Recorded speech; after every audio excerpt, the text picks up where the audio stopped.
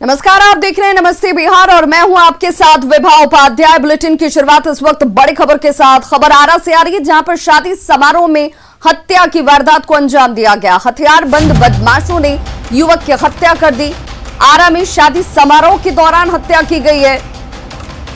हथियारबंद बदमाशों ने युवक की हत्या की। 45 वर्षीय युवक को गोली मारकर बदमाश यहां से फरार हो जाते हैं। जयमाला के समय महिलाओं की तरफ से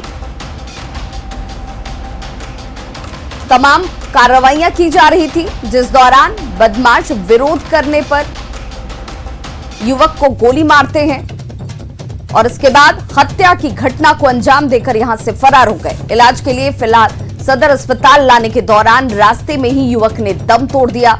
नवादा थाना क्षेत्र में BSNL ऑफिस के पास इस वारदात को अंजाम दिया गया। दरवाजा वो हो रहा था कि जयमाला, उस टाइम पर ये लोगों ने, वो लड़के ने थोड़ा घुसने की दारू पी रखा था। वो घुसने की कोशिश किया लेडीज के अंदर, समझ गया। तो लड़कों ने हमारे बोला कि इधर मत जाओ, साइड में हटो, समझ गया ना। इतने में वो बोल कर गया तो हम लोग फिर बेटिया ने बोला शांत कर, कुछ नहीं होगा। हम लोग बोले शांत हो गया है, कोई बात नहीं, कोई लड़ाई झगड़ा कुछ भी नहीं, बस शांत हो गया है। इसके बाद आकर के कब कर दिया है, गुराती से उतर रहा है। लेकिन वो लड़की का फुगा का लड़के जो है उन्हीं से बड़ा कर लाया था। वो कैमरे वाला है, कैमरे वाला। अच्छा, हाँ, गोली चलाया है। अब कैमरा वाला ही था, होगा मतलब चलाया है, देखे तो नहीं हमने। तो उसी समय जयमाला के समय लेडीज की तरफ घुसने का प्रयास करा। हाँ, इन्होंने विरोध किया था। ये नहीं थे तो दूसरा लोग विरोध दूसरे लड़के ने किया था। दूसरा लोग किया। हाँ, तब हम उठ करके उनको समझाया बुझाया कि ऐसा नहीं करना है, शांति से काम करो। तो देखिए किस तरीके से जयमाला के दौरान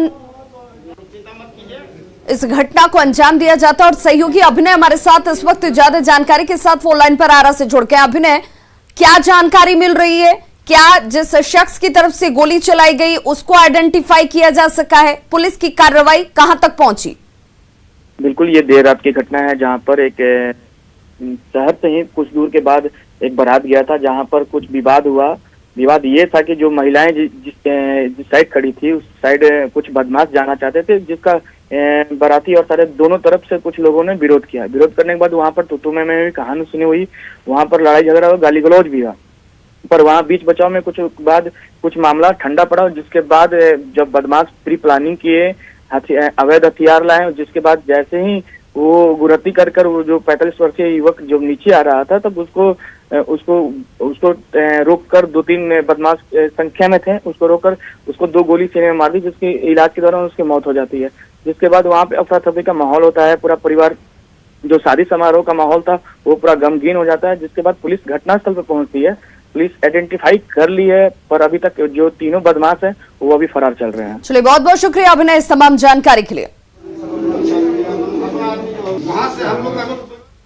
खबर समस्तीपुर से, जहां पर MLA पर हमले की कोशिश की गई है। समस्तीपुर में CPIM विधायक अजय कुमार पर जानलेवा हमले की कोशिश की गई। बाइक सवार अपराधियों ने विधायक का पीछा किया। विधायक की गाड़ी के आगे बाइक खड़ी कर ये बदमाश गोली चलाने की कोशिश कर रहे थे, लेकिन इसी दौरान गार्ड की वजह से अपराधी घटना को अंजाम नहीं दे पाए। बाइक छोड़कर ये अपराधी यहां से फरार हो गए। दलसिंह सराय के उजियारपुर इलाके की यह घटना है। गार्ड की तत्परता की वजह से एक बड़ी घटना को टाला जा सका। हालांकि अपराधी यहां से जरूर भागने में कामयाब रहे हैं और फिलहाल पुलिस ने बाइक को जब्त कर अपनी तफ्तीश शुरू कर दी है। बाइक सवार अपराधियों ने विधायक का पीछा किया था, जो जानकारी इस वक्त सामने आती हुई। एक्सक्लूसिव तस्वीरें आपके टीवी स्क्रीन पर। और गार्ड की सूझबूझ, उसकी तत्परता ने विधायक की जान बचा ली। समस्तीपुर अपने निवास स्थान की तरफ चंदौली चौक से जब मैं बढ़ा तो एक मोटरसाइकिल पीछा कर रहा था, लेकिन हम लोग ये उम्मीद नहीं कर रहे थे कि अपराधी होगा। लेकिन पतेली चौक से जब आगे बढ़े तो वो मोटरसाइकिल बहुत तेजी से जो है ना ओवरटेक करके आगे गया और सत्तो लाइन होटल जो पतेली और जोगी चौक के बीच में है, और वहां पर आकर के वो गाड़ी को कमर से पिस्तौल निकाल के लड़ाते हुए मेरी गाड़ी को रोक लिया। मेरा बॉडीगार्ड दोनों तुरंत हस्तक्षेप किया, गाड़ी से कूदा, उसकी तरफ लपका। वो शायद उम्मीद नहीं कर रहा होगा कि 2-3 गार्ड होगा, तो वो भागने में जो है गाड़ी को, अपना पल्सर गाड़ी काली रंग की है वो लगी हुई है, आप देख सकते हैं। और सहयोगी मुकेश हमारे साथ इस वक्त ज्यादा जानकारी के साथ फोन लाइन पर जुड़ गए हैं। मुकेश, क्या जानकारी मिल पा रही है? क्या विधायक ने किसी के ऊपर कोई शक जाहिर किया? क्या ये जो शख्स थे उन्हें आइडेंटिफाई किया जा सका है? जी, विवाद घटना के बाद विभूतिपुर विधायक अजय कुमार के द्वारा घटना की सूचना उजियारपुर पुलिस को दी गई थी, जिसके बाद पुलिस आई और इस मामले में अज्ञात अपराधियों के खिलाफ प्राथमिकी दर्ज करने के लिए आवेदन दिया गया है। और बाइक जो थी उसे पुलिस जब्त करके बाइक की जांच कर रही है कि आखिर बाइक किसका है, और बाइक ही मुख्य रूप से इस पूरे मामले में खुलासा का वजह बन सकती है। लेकिन सबसे बड़ी बात है कि जो विधायक शादी समारोह से लौट रहे थे, उस दौरान रास्ते में जिस जगह जोगी चौक पे लाइन होटल के पास हमला करने का प्रयास किया गया, उस जगह पर आवाजाही लोगों की रहती है, पुलिस की गश्ती भी वहां पर गुजरती है, लेकिन उस जगह पर अपराधियों के द्वारा जिस तरह से दुस्साहस किया गया है। बहुत बहुत शुक्रिया मुकेश इस तमाम जानकारी के लिए। कोरोना के कारण लोगों की सांसें उखड़ रही हैं, गंभीर मरीजों को वेंटिलेटर की जरूरत पड़ रही है। पीएम केयर फंड के जरिए बिहार को पिछले साल 173 वेंटिलेटर मुहैया कराए गए, लेकिन चालू हैं सिर्फ 671। ज्यादातर जिलों में वेंटिलेटर यूं ही पड़े हुए हैं, लेकिन टेक्नीशियन की कमी की वजह से ये चालू नहीं हो पाए और गंभीर मरीजों को वेंटिलेटर होते हुए भी जिंदगी की जंग हारनी पड़ रही है।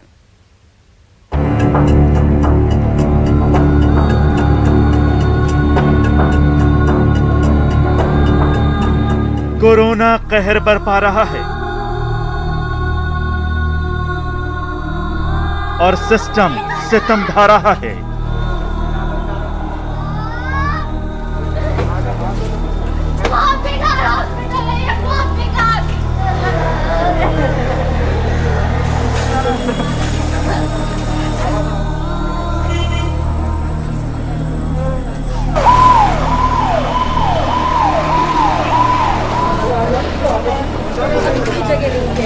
कोरोना वायरस फेफड़ों में घुसकर सांसें रोकने पर आमादा है और लाचार लंग्स के लिए संजीवनी का काम करने वाले वेंटिलेटर अस्पतालों में धूल फांक रहे हैं। कोरोना की पहली लहर के बाद हाफती स्वास्थ्य व्यवस्था में जान फूंकने की कोशिश के तौर पर केंद्र से मिले वेंटिलेटर खुद ही वेंटिलेटर पर हैं। बिहार के कई अस्पतालों में वेंटिलेटर धूल खा रहे हैं। कहीं प्रशिक्षित स्टाफ नहीं, कहीं वायरिंग खराब, तो कहीं एडेप्टर नहीं। पटना के एम्स को छोड़कर राज्य के लगभग सभी सरकारी अस्पतालों में पीएम केयर्स फंड के तहत मिले ये वेंटिलेटर्स अभी तक चालू भी नहीं हो पाए हैं। कहीं स्टाफ की कमी का हवाला दिया जा रहा है, तो कहीं वेंटिलेटर चलाने के लिए संसाधनों की कमी है। 2020 में जब कोरोना का संकट आया था, तो अस्पतालों में वेंटिलेटर की कमी को पूरा करने के लिए सरकार ने खूब हाथ पांव मारे थे। सरकार ने वेंटिलेटर मुहैया कराने के लिए पीएम मोदी से गुहार लगाई थी, तब केंद्र सरकार से वेंटिलेटर दिए गए। इसके अलावा बिहार सरकार ने भी वेंटिलेटर खरीदे। इस तरह से सूबे में करीब 200 से ज्यादा वेंटिलेटर उपलब्ध हो गए। उपलब्धता के बाद उन वेंटिलेटरों को राज्य के सभी जिलों में भेज दिया गया, ताकि वहां के सदर अस्पतालों में लगाया जा सके। साल भर बीत गए, लेकिन ये वेंटिलेटर उसी तरह अस्पताल के स्टॉक में धूल फांक रहे हैं। अब जब कोरोना का दूसरा संकट सामने है, तब बिहार की स्वास्थ्य व्यवस्था एक्सपोज हो गई है। स्वास्थ्य मंत्री के दावों की पोल तब खुली जब पता चला कि सरकार ने वेंटिलेटर तो उपलब्ध करा दिए, लेकिन उसे चलाने के लिए टेक्नीशियन ही नहीं। लिहाजा अधिकांश जिलों में वेंटिलेटर रखे रखे खराब हो रहे हैं। सरकार की भारी किरकिरी हुई तो स्वास्थ्य मंत्रालय ने वेंटिलेटर चलाने के लिए निजी क्षेत्र से मदद लेने का निर्देश दिया। इसके बाद अब स्वास्थ्य महकमा जिलों में भेजे गए वेंटिलेटर्स को प्राइवेट अस्पतालों को देने पर विचार कर रहा है। Bureau report, news 18। मधेपुरा मंडल कारा के कैदी ने अधिकारियों पर जान से खिलवाड़ करने का आरोप लगाया है। कैदी करीब महीने भर से बीमार था और जब वो बेहोश होकर गिर गया, तब उसे सदर अस्पताल में भर्ती कराया जाता है। यहां पर जब उसका कोविड टेस्ट किया गया तो वो पॉजिटिव पाया गया।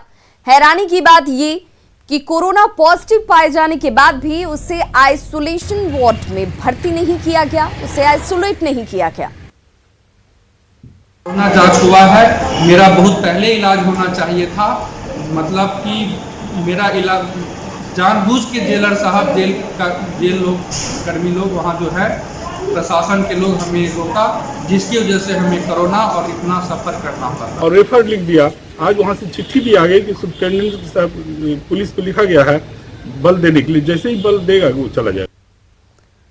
बक्सर बस स्टैंड पर सोशल डिस्टेंसिंग की जमकर धज्जियां उड़ाई जा रही हैं। आपको वो तस्वीरें भी हम दिखाने वाले हैं। यहां पर जो मजदूर बाहर से आ रहे हैं, देखिए जरा तस्वीरों पर नजर डालिए। ये बक्सर बस स्टैंड की तस्वीरें हैं। बाहर से यहां पर रोजाना मजदूर पहुंच रहे हैं, लेकिन उनका जांच नहीं किया जा रहा। हैरानी की बात यह है कि स्टैंड पर मेडिकल टीम की तैनाती भी नहीं की गई है। सूरत से हम लोग आ रहे हैं। यहाँ आने के बाद कोविड का जांच हुआ है? कोरोना का? नहीं, कोविड तो नहीं हुआ। यहाँ किस तरह की व्यवस्था है स्टैंड में? व्यवस्था तो सही है। तो क्या जांच हुआ कि आपको? जांच नहीं हुआ है। न मेडिकल है न कुछ है, बस आदमी जूझ रहे हैं। यात्री बाहर से आ रहे हैं, उनका कोरोना जांच हो रहा है? यहाँ पर कुछ नहीं हो रहा है, ऐसे ही गाड़ी में चढ़ रहे हैं, जा रहे हैं। कि हम सूरत से आ रहे हैं, सूरत से तो चेकिंग करवाए हैं। यहाँ चेक हुआ? यहाँ नहीं चेकिंग। हाथ में सैनिटाइजर, मास्क अपने से सुविधा लेकर के हम लोग चल रहे हैं। कोई खास नहीं है यहाँ। सहरसा में ऑटो चालक और बस चालक कोरोना नियमों की जमकर धज्जियां उड़ा रहे हैं। कुछ रुपए के लालच में चालक अपनी गाड़ियों में लोगों को भर भर कर बैठा रहे हैं। जरा तस्वीरें देखिए, यहां पर आपको इंच भर भी जगह नजर नहीं आएगी, और वो भी तब जब सोशल डिस्टेंसिंग का पालन किया जाना चाहिए। इस दौरान मास्क और सोशल डिस्टेंसिंग की जमकर धज्जियां उड़ रही हैं। तस्वीरें सहरसा के बस स्टैंड की हैं और प्रशांत मोड़ के पास ये तस्वीरें हमारे सहयोगी ने अपने कैमरे में कैद की। यात्रियों का ये कहना है कि उन्हें डर लगता है, लेकिन उनके पास कोई दूसरा रास्ता नहीं है।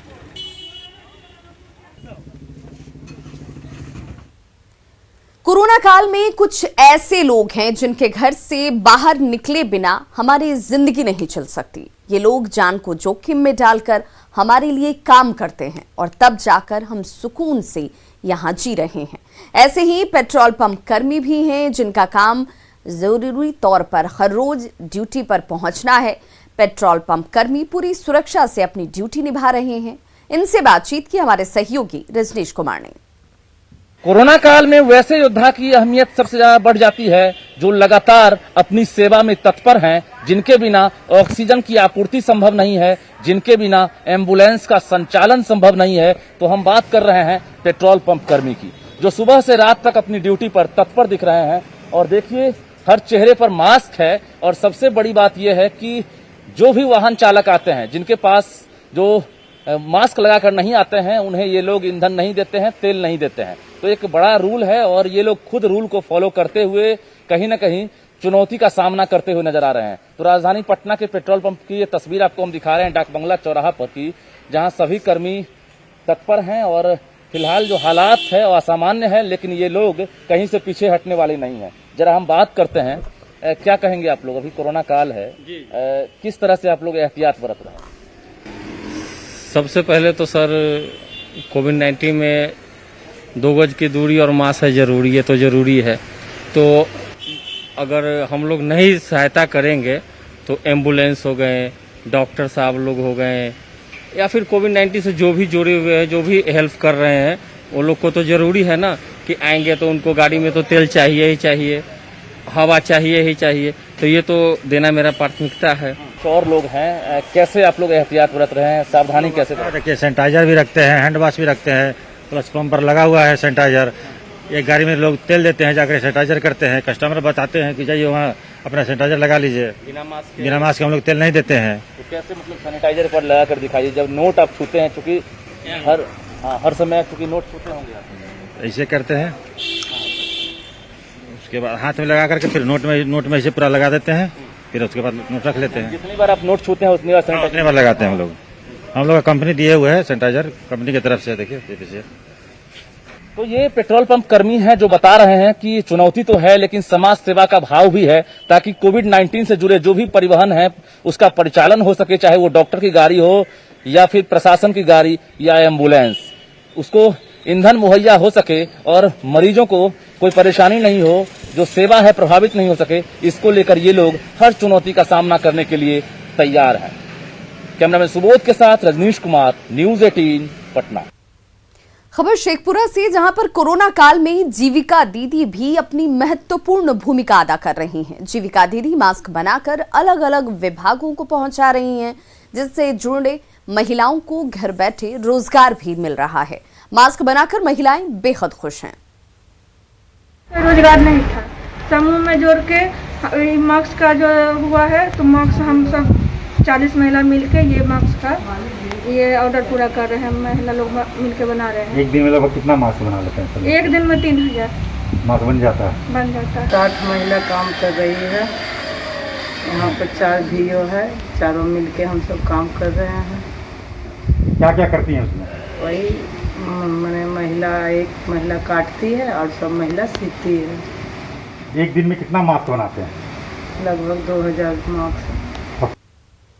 मुंगेर के तारापुर अनुमंडलीय अस्पताल में एएनएम ने कोरोना काल में मिसाल कायम की है। यहां पर एक महिला का प्रसव होना था। लखनपुर से आई महिला का जब कोविड टेस्ट किया गया तो वो पॉजिटिव पाई गई। बावजूद इसके प्रभारी एएनएम अनीता कुमारी और रेणु कुमारी ने पीपीई किट पहनकर नॉर्मल महिला का प्रसव कराया। महिला ने एक बच्चे को जन्म दिया है। एएनएम के मुताबिक महिला और उसका बच्चा दोनों ही सुरक्षित हैं।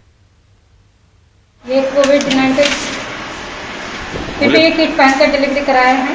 6 सेंटीमीटर में आई थी, फिर थोड़ा देर बाद में ब्लड रप्चर हुआ और पीपीई किट को इन्फॉर्म में करा गया है। इसका जांच कराए तो पॉजिटिव निकला और ऐसा जो है हम लोग कराते हैं। यहाँ पॉजिटिव वाले को कराने में जो है कोई कठिनाइयाँ नहीं होती है और यहाँ हर तरह का सुविधा है। पूरा जो है किट के साथ जो है हम लोग पहन के जो है डिलीवरी कराते हैं। बबीता कुमारी जो कि लखनपुर की है, तारापुर के पास में है, वो प्रसव पीड़ा में वो आई यहाँ और मेरे यहाँ की जो जीएनएम है रेणु सिस्टर और अनीता सिस्टर, दोनों मिलकर के पीपीई की प्रोटोकॉल को पूरा मेंटेन करते हुए उसका जांच की और जो उसके लिए अलग से वार्ड बनाया गया है उसमें जाकर उनका डिलीवरी भी बिल्कुल नॉर्मल हुआ। कुछ और खबरों के साथ जल्द होंगे वापस, बने रहिए हमारे साथ। ब्रेक के बाद एक बार फिर से आप सभी का बहुत स्वागत है। खबर समस्तीपुर के रोसड़ा से, जहां पर बदमाशों ने आरएसएस के स्वयंसेवक और किराना व्यापारी को गोली मार दी। उन्हें इलाज के लिए बेगूसराय के अस्पताल में भर्ती कराया गया। हसनपुर के दुधपुरा बाजार में बदमाशों ने इस वारदात को अंजाम दिया। घटना का वीडियो सामने आ चुका है। मुकुंद लाल को 2 गोली लगी और ये पूरी घटना सीसीटीवी कैमरे में रिकॉर्ड हो गई। घटनास्थल से पुलिस को एक खोखा भी बरामद हुआ। वारदात के बाद गुस्साए लोगों ने सिंघिया रोसड़ा मार्ग को जाम कर दिया। पुलिस के रवैये से भी लोगों के अंदर नाराजगी साफ नजर आती हुई। 2 तस्वीरें आपके टीवी स्क्रीन पर। पहली तस्वीर सीसीटीवी कैमरे में कैद हुई उस वारदात की जिस दौरान अपराधियों ने ताबड़तोड़ गोली चलाई। वहीं दूसरी तस्वीर आक्रोशित ग्रामीणों की। करीब 10:25 लगभग सुबह में जो है 3 अज्ञात अपराधियों ने जो या दुधपुरा बाजार में मुकुंद लाल है जिनको 40 वर्षों की किराना की दुकान है, वही दुकान पे 2 लोग घुसे और गोली मारकर चले गए। अभी तो वो इलाजरत है, जिनको गोली लगी है मुकुंद लाल को, और अभी उनसे पूछताछ नहीं हो पाई है। कोई दुश्मनी की बात या कोई भी बात जो है अभी स्पष्ट नहीं हो पाया है। मुजफ्फरपुर में कथित जेडीयू नेता और औराई थाने के दारोगा के बातचीत का ऑडियो तेजी से इस वक्त वायरल हो रहा है। नेता का नाम संतोष भास्कर पटेल है और उसने औराई थाने के दारोगा राजेश कुमार को केस को लेकर फोन किया, जिसमें कई तरह की धमकी दी गई। नेता ने दारोगा पर यह आरोप लगाया है कि उसने एक युवक की मां के साथ बदतमीजी की। इतना ही नहीं, आरोपियों की गिरफ्तारी की भी बात से इनकार किया गया। ये कहा गया कि आरोपियों की गिरफ्तारी नहीं की जा रही है। मामला औराई थाने के मकसूदपुर पंचायत का बताया जा रहा है। दारोगा ने ऑडियो की पुष्टि की है। वहीं कथित नेता संतोष भास्कर पटेल के खिलाफ मामला दर्ज कर दिया गया है।